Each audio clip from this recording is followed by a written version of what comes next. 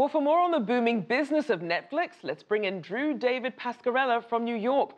Drew is a lecturer of finance at the S.C. Johnson School of Business at Cornell. Welcome to the show. Thanks for having me. So let's dial back a bit. What was it about Netflix's strategy that positioned it so well to have so much revenue and influence? Well, it's a relatively simple business model. They're in the process of creating a world-class digital library, and they're trying to build their subscriber base as quickly as possible to be able to amortize that library over the greatest number of subscribers. And they've done an amazing job. They have a visionary leader. They have a real talented group of individuals on the data side. They clearly can create world-class content, and they have the brand that works.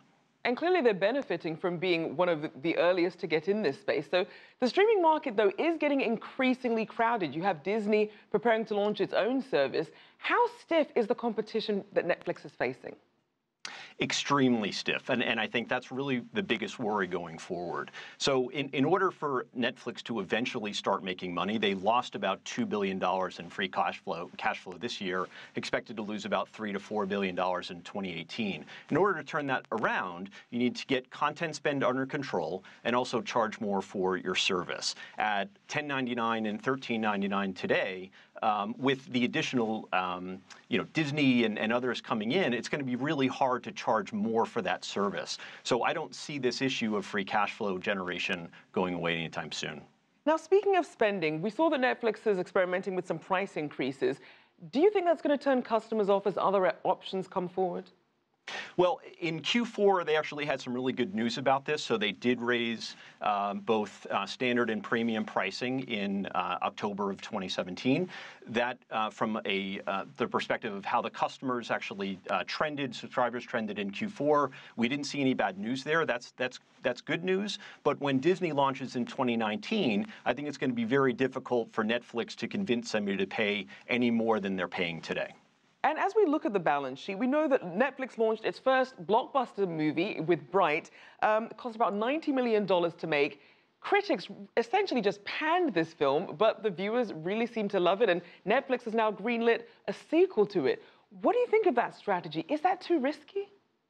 I think a premium movie house strategy is really difficult to execute unless it's in your DNA, and it's obviously not in Netflix's DNA today. I think what they do is create premium content that's different and try to amortize that over the greatest number of subscribers. Competing with a premium movie house, that's in a different category altogether, and they really haven't proven the ability to do that yet today. Now, let's also look at their global reach. What sort of efforts are being made to increase their international market share?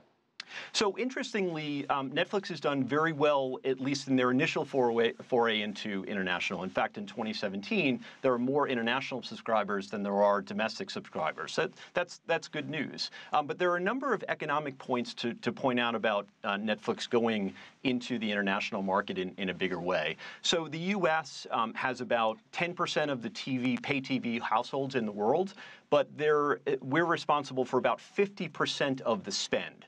So when you think about the economics of the U.S. versus international, our ARPU in the U.S., our average revenue per user, is about $92 a month. We obviously love our TV here in the U.S.